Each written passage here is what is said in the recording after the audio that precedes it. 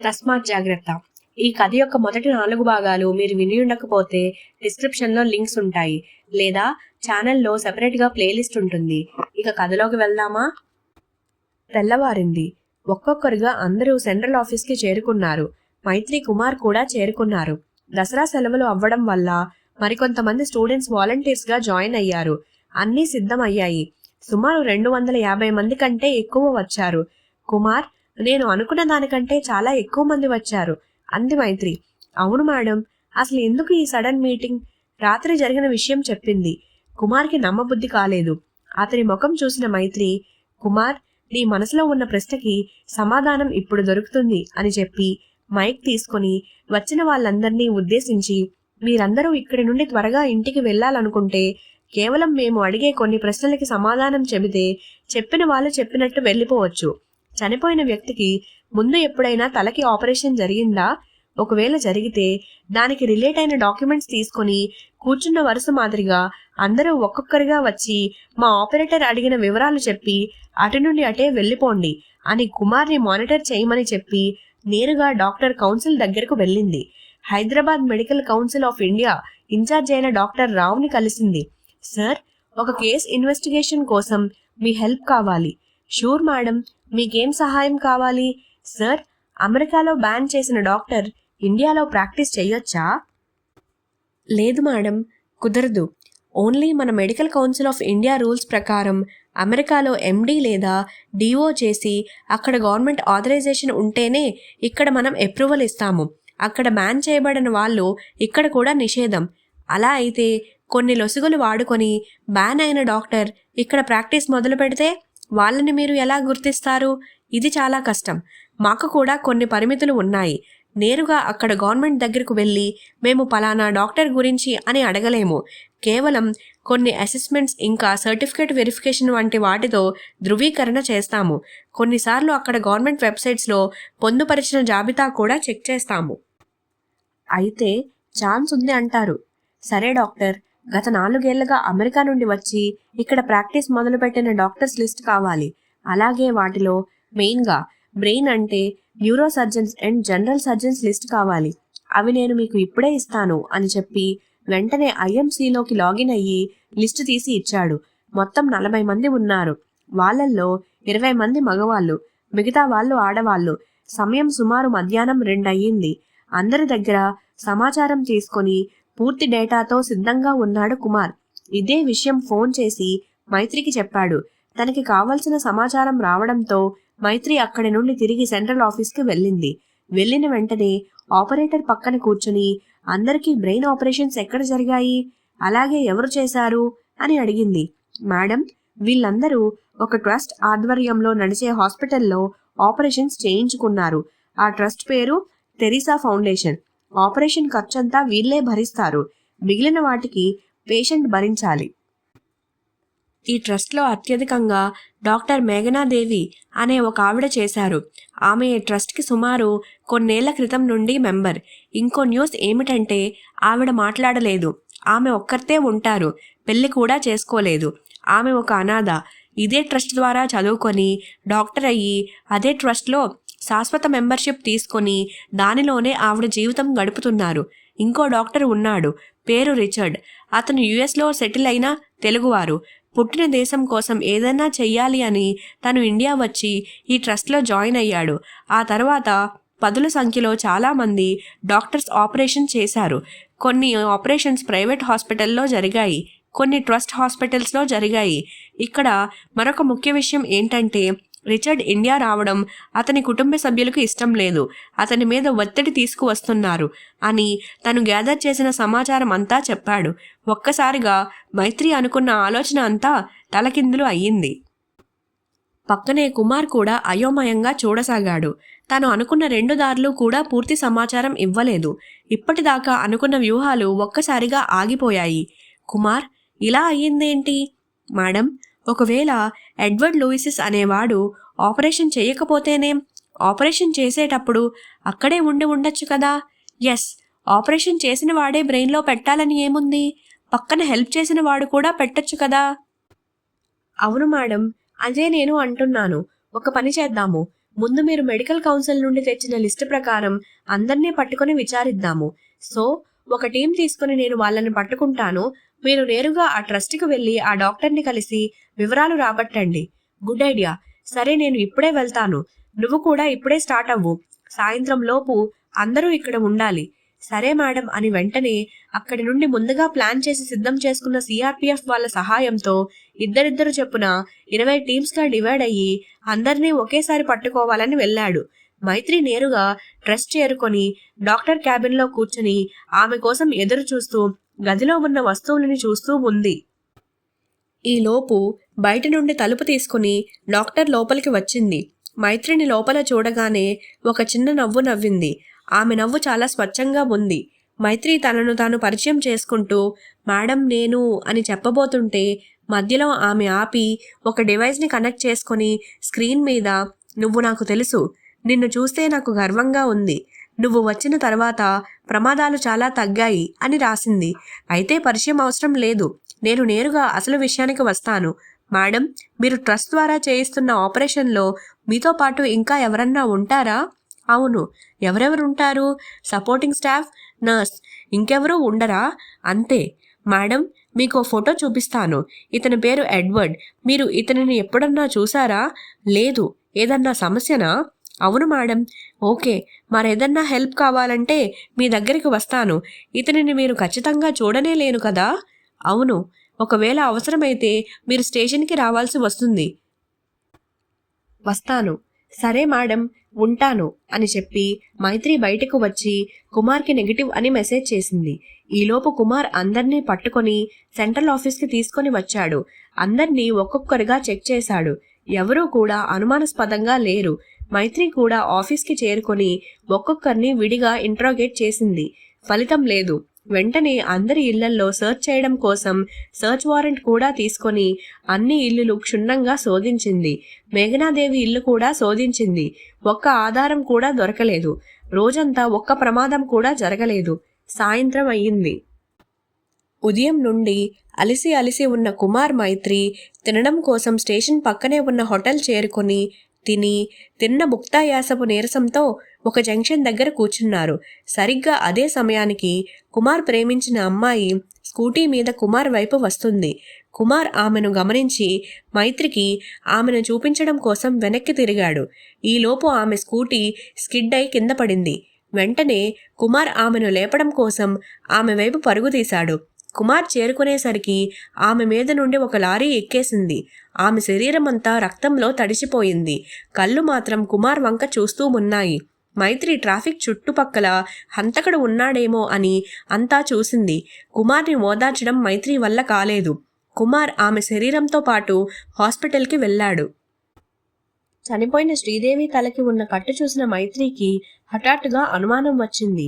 తను కూడా హాస్పిటల్ చేరుకొని కుమార్ని తీసుకుని ఆమె ఇంటికి వెళ్ళి ఆమె మరణ వార్త చెప్పకుండా ఆమెకి ఆ ఆపరేషన్ ఎక్కడ జరిగిందో అని అడిగారు. వాళ్ళు అదే ట్రస్ట్లో జరిగిందని చెప్పారు. కళ్ళ ముందు జరుగుతున్న అన్ని విషయాలు ఆ ట్రస్ట్కి లింక్ అయి ఉన్నవే. కానీ అక్కడేమో పరిస్థితులు ఏమీ అనుమానాస్పదంగా లేవు. మైత్రికి ఆలోచనలతో బుర్ర వేడెక్కింది. కుమార్ మెల్లగా ఆమె మరణ వార్త చెప్పాడు. ఒక్కసారిగా కుటుంబం అంతా శోకసంద్రంలో మునిగింది. కుమార్ ఆమె చివరి చూపు కోసం హాస్పిటల్ దగ్గరకు వెళ్లి కూర్చున్నాడు. సమయం రాత్రి 9 అయ్యింది. మైత్రికి ఒక ఫోన్ కాల్ వచ్చింది. నేరుగా బండి తీసుకుని మేఘనాదేవి దగ్గరకు వెళ్ళింది. డోర్ బెల్ కొట్టింది. మేఘనా తలుపు తీసి మైత్రి వంక ఆశ్చర్యంగా చూసింది. మైత్రి ముఖంలో ఒక చిన్న ఆనందంతో కూడిన టెన్షన్ మేఘనా గమనించింది. మైత్రి చెయ్యి వంక చూసింది. ఆమె చేతిలో సంకెళ్ళ ఉన్నాయి. వెంటనే మేఘన తలుపు వేసే ప్రయత్నం చేసింది. కానీ అప్పటికే మైత్రి తలుపుకి తన కాలు అడ్డుపెట్టి ఉంది. డోర్ వేయడం కుదరక మేఘన ఒక్కసారిగా మైత్రిని వెనక్కి నెట్టి లోపలికి పరుగు తీసింది. ఆమె వెంట మైత్రి కూడా పరుగు తీసింది. లోపల తన చేతులతో ఒక ఫ్లవర్ వేస్ పట్టుకొని మైత్రిని కొట్టడానికి సిద్ధంగా ఉంది. మైత్రి ఒక్క అడుగు లోపల పెట్టగానే ఫ్లవర్ వేస్ ఆమె నుదుర్ని గట్టిగా తాకింది. కళ్ళు ఒక్కసారిగా బైర్లు కమ్మాయి మైత్రికి. తన మీద మరో దాడి చేయడం కోసం మేఘన మైత్రి దగ్గరకు వచ్చింది. మైత్రి స్పృహలోకి వచ్చి తన పక్కనే ఉన్న మరో ఫ్లవర్ వేస్ తీసుకొని ఆమె కొట్టే దెబ్బ తప్పించుకొని గూబ మీద గట్టిగా కొట్టింది. అంతే, స్పృహ తప్పి పడింది మేఘన. Interrogation room. కుమార్ మైత్రి టేబుల్కి ఒకవైపు కూర్చొని ఉన్నారు. మరోవైపు ముక్కు నుండి రక్తం కారుతూ మేఘన కూర్చొని ఉంది. వన్ వే మిర్రర్ వెనుక డీజీపీ డాక్టర్ రావు ఉన్నారు. హాయ్ మిస్టర్ ఎడ్వర్డ్ లూయిసిస్ ఎలియస్ మేఘనాదేవి గారు అని తన ఎదురుగా ఉన్న మేఘనా వంక చూస్తూ అంది మైత్రి. చిన్నగా నవ్వింది. నీ గుట్టు రట్టయింది. నువ్వు నోరు విప్పితే బాగుంటుంది. అదే మేముగానే నోరు విప్పించాలని చూస్తే మీకు మాట్లాడడానికి నోరు కూడా ఉండదు అని కుమార్ చెప్పి తన చేతిలో ఉన్న హ్యామర్ టేబుల్ మీద పెట్టాడు. మేఘన ఆ హ్యామర్ కుడి చేత్తో పట్టుకుని తన అరచెయ్యి టేబుల్ మీద పెట్టి గట్టిగా ఎడమ చేతి వేళ్ల మీద కొట్టుకుంది. ఒక్కసారిగా మైత్రి కుమార్ మొఖాల మీద వేళ్ల నుండి రక్తం చిమ్మి పడింది. ఇద్దరూ షాక్ అయ్యారు. కుమార్ ఆ హ్యామర్ని మేఘన చేతి నుండి లాక్కున్నాడు. టేబుల్ అంతా మేఘన రక్తంతో తడిచి ఎర్రగా అయ్యింది. మైత్రి కంగారుగా కుమార్ వెళ్ళి డాక్టర్ని రమ్మని చెప్పు అని అరిచింది. మొదటిసారిగా మేఘన నోరు విప్పి దీనివల్ల ప్రాణమేమీ పోదుగాని నువ్వైతే వచ్చి కూర్చో అని ఒక మగ గొంతుతో టేబుల్ మీద గట్టిగా కొట్టి చెప్పింది. అద్దం వెనుక ఉన్న ఇద్దరి మతిపోయింది. ఇప్పటి వరకు ఒక అమ్మాయి అనుకున్న డాక్టర్ మేఘనాదేవి ఒక మగవాడు అని తెలిసి. మైత్రి, నువ్వు చాలా గట్టిదానివి. నీ అమ్మని చంపాను, నీ పరువు తీశాను, నిన్ను అందరి ముందు ఒక చేతకాని ఆఫీసర్ లాగా మార్చాను. అయినా నువ్వు పట్టు వదలలేదు. ఇంతకీ నువ్వు నన్నెలా పట్టుకున్నావు అని అడిగాడు. ఇక్కడ ప్రశ్నలు నువ్వు వేయకూడదు, నేను వెయ్యాలి. నువ్వు జవాబులు చెప్పాలి. ఈ ఒక్క ప్రశ్నకి జవాబు చెప్పు చాలు. నువ్వు అడిగే అన్ని ప్రశ్నలకు నేను సమాధానం చెప్తాను. 2 క్షణాలు ఆలోచించి సరే విను. అందరి ఇల్లు సర్చ్ చేస్తున్నప్పుడు నీ ఇంట్లో నేను ఒక సెపరేట్ సిస్టమ్ చూశాను. దానిలో ఒక్క బైట్ డేటా కూడా లేదు. పైగా అది సెపరేట్ రూటర్కి కనెక్ట్ అయి ఉంది. నాకు అనుమానం వచ్చింది. ఏమని? అది నువ్వు కేవలం డార్క్ వెబ్ కోసం వాడుతున్నావేమో అని అనుమానం వచ్చింది. అందుకే నేను దాని లైఫ్ టైం చూశాను. సుమారు 4 సంవత్సరాల ముందు అది ఆన్ అయ్యింది. సరిగ్గా అదే సమయానికి నానో బాంబ్స్ నువ్వు ఆర్డర్ చేశావు. అలాగే మీ ఇంట్లో ట్రాఫిక్లో చూసిన రేసింగ్ జాకెట్ కూడా ఉంది. అయినా అనుమానం ఎక్కడో కన్ఫర్మ్ చేసుకోవడం కోసం నిన్ను హక్ చేసుకుని నీ వెంట్రుకలు తీసుకుని DNA టెస్ట్కి ఇచ్చి రిపోర్ట్స్ చెక్ చేశాను. అది ఒక మగ అమెరికన్ DNA అని నిర్ధారణ అయ్యింది. అంటే నువ్వు సెరిబ్రమ్ ఎక్స్ప్లోషన్ గురించి డార్క్ వెబ్లో వెతికావా? Very good move. అవును, ఇక చెప్పడం నీ వంతు, అడగడం నా వంతు. అడుగు. ఇంత చక్కగా తెలుగు ఎలా మాట్లాడుతున్నావు? 4 ఏళ్లగా మీ మధ్య ఉన్నాను. ఆ మాత్రం నేర్చుకోలేనా? నీ పేరేమిటి? The great neurosurgeon Edward Louisis. గ్రేటా? నువ్వా? ఏ విషయంలో? ఎన్నో వందల సర్జరీస్, ఎన్నో రిస్కీ ఆపరేషన్స్ ఒక్క చుక్క చెమట పట్టకుండా చేసి 8 నెలల్లోనే బెస్ట్ న్యూరో సర్జన్ అవార్డు తీసుకున్నాను. నా ఖ్యాతి అందరికీ తెలిసి నేను మొదలుపెట్టిన క్లినిక్లోకి కుప్పలు తెప్పలుగా జనాలు వచ్చేవారు. నిన్ను అక్కడి ప్రభుత్వం ఎందుకు బ్యాన్ చేసింది? మనిషి ఎమోషన్స్లో స్వచ్ఛమైనది దెబ్బ తగిలినప్పుడు వచ్చే బాధ. ఆ బాధలో మోసం, నటన ఉండవు. నేను నా MD మెడికల్ యూనివర్సిటీలో చేస్తున్నప్పుడు హ్యూమన్ ఎమోషన్స్ మీద నా సైకాలజీ కోర్సులో ఈ పెయిన్ గురించి తెలుసుకున్నాను. మనిషి అన్ని ఎమోషన్స్లో అతి ముఖ్యమైన ప్రేమ, ఆనందం, సంతృప్తి అనేవి చాలా వరకు నటన, మోసపూరితంగా ఉంటాయి. పెయిన్ గురించి ఎన్నో సర్వేలు చేశాను, ఎన్నో విషయాలు నేర్చుకున్నాను, కల్లారా ఎన్నో అనుభవాలు చూశాను. అందుకనే కావాలని నా దగ్గరకు వచ్చే పేషెంట్స్కి డైల్యూట్ చేసిన మత్తుమందు ఇచ్చేవాడిని. ఆపరేషన్ మధ్యలో చాలా మందికి స్పృహ తెలిసి బాధ తట్టుకోలేక వాళ్ళు అరిచే అరుపులు నా చెవిని తాకేవి. నేను వాటిని వింటూ చాలా హాయిగా సర్జరీ పూర్తి చేసి వాళ్ళ ప్రాణాలు కాపాడేవాడిని. కానీ ఈ విషయం మెడికల్ కౌన్సిల్కి తెలిసి నా డ్రగ్ స్టోర్లో ఇన్స్పెక్షన్ చేశారు. నేను వాడే మత్తుమందులన్నీ డైల్యూట్ ఫామ్లో ఉండడం చూసి నన్ను అడిగారు. నేను నిజమే చెప్పాను. వాళ్లే నన్ను అర్థం చేసుకోకుండా అరెస్టు చేసి నన్ను బ్యాన్ చేశారు. నేను జైల్లో కూర్చొని ఒకటే ఆలోచించాను.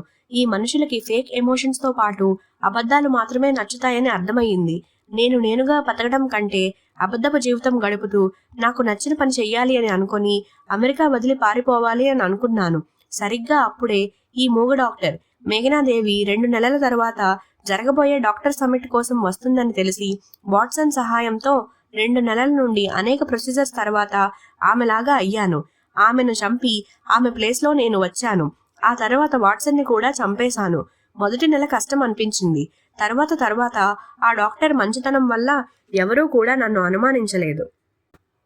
ఇప్పటి వరకు ఎంతమందికి ఈ బాంబ్స్ పెట్టావు? సుమారు 2000 పైనే. ఈ పని చేయడం చాలా సులభం.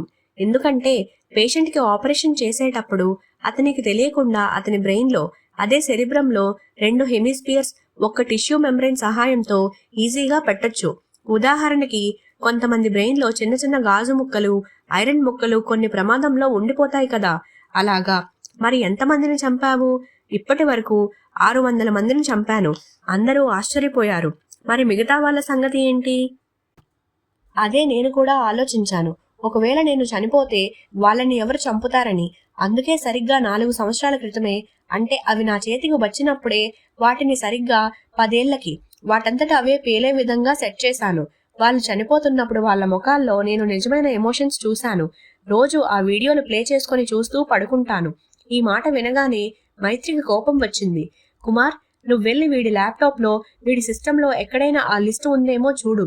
ఒకవేళ ఏదీ దొరక్కపోతే డాక్టర్ పేరు మీద రిజిస్టర్ అయిన ఆపరేషన్ అన్నిటినీ లిస్ట్ చేసుకొని దగ్గరలో ఉన్న హాస్పిటల్కి వెళ్ళి స్కాన్ చేయించమని చెప్పు. ఏదన్నా అనుమానం ఉంటే సర్జరీ చేసి వాటిని రిమూవ్ చేయించుకోవాలి. ఈ విషయం వెంటనే సెంట్రల్ ఆఫీస్కి పంపు. వీడి సంగతి నేను చూసుకుంటాను. నువ్వు ఈ పని పూర్తి చెయ్యి అని చెప్పింది. గత 3 సంవత్సరాలుగా నువ్వు ఇలా చంపలేదు కదా, ఇప్పుడెందుకు ఇలా చంపుతున్నావు? ఆనందం, సంతృప్తి, మనసుకు ఉల్లాసంగా ఉంటుంది. వాళ్ళు చావు వీడియోలు చూస్తుంటే దానిని నేను 3 సంవత్సరాలుగా చాలా తక్కువ అనుభవించాను. ఇప్పుడే నా స్థాయిలో అనుభవిస్తున్నాను. ఇదంతా నిజంగా నువ్వు నీ ఆనందం, సంతృప్తి కోసం చంపుతున్నావు అంటే నాకు నిజంగా చాలా ఆశ్చర్యంగా ఉంది. దేనికి ఆశ్చర్యం? నువ్వు ఇంత చిన్న కారణం కోసం అమాయకుల్ని వైద్య వృత్తిలో ఉంటూ కూడా చంపుతున్నావు అంటే. ఎవరు అమాయకులు? ఇక్కడ ఎవరూ అమాయకులు లేరు. ఈ ట్రస్ట్ ద్వారా ఆపరేషన్ ఫ్రీ అంటే డబ్బు ఉన్నవాడు, లేనివాడు, జబ్బు ఉన్నవాడు, లేనివాడు అందరూ వచ్చేవారు. వాళ్ళ ఆనందం కోసం వాళ్ళకి ఫ్రీగా ఆపరేషన్స్ చేశాను. నా ఆనందం కోసం ఫ్రీగా వాళ్ళని చంపాను. దీనిలో వ్యత్యాసం ఏముంది? నువ్వు చివరిగా నాతో ఏదన్నా చెప్పాలి అనుకుంటున్నావా? ఒకటి ఉంది. ఏంటది? నువ్వు అచ్చు మీ అమ్మ పోలికే, ఫేస్లో కాదు హార్ట్లో అని ముగిస్తూ. మీ అమ్మ కూడా అంతే. ఆ రోజు ఆ కుర్రాడిని కాపాడడానికి శతవిధాలా ప్రయత్నించింది.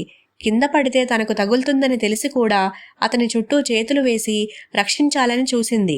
ధైర్యం, కాపాడుతున్నామనే పేరుతో విచక్షణ కోల్పోయి వారిలో ఉన్న మృగ లక్షణాలను సంతృప్తి చేసే మానసిక ఆనందం పొందే సైకో పోలీసులు ఉన్న ఈ రోజుల్లో నీలాంటి ఒక ఆఫీసర్ కేవలం మనసులో ఉన్న బాధ్యతను స్వచ్ఛమైన ఎమోషన్స్తో పూర్తి చేశావు. నేను కూడా ఇదే ఎమోషన్ కోరుకొని మనుషులు ప్రాణాలు తీశాను. నువ్వు కాపాడావు అని మనసులో అనుకున్నాడు. అతని మాటలకి అర్థం కాక అక్కడి నుండి బయటకు వచ్చి ప్రెస్లకి అన్ని వివరాలు తెలియజేసింది. కుమార్ అనుకున్న విధంగా లిస్టు సంపాదించి అందర్నీ అప్రమత్తం చేశాడు. 2 నెలల్లో అందరికీ ఆపరేషన్స్ చేసి వాళ్ళ ప్రాణాలు కాపాడారు.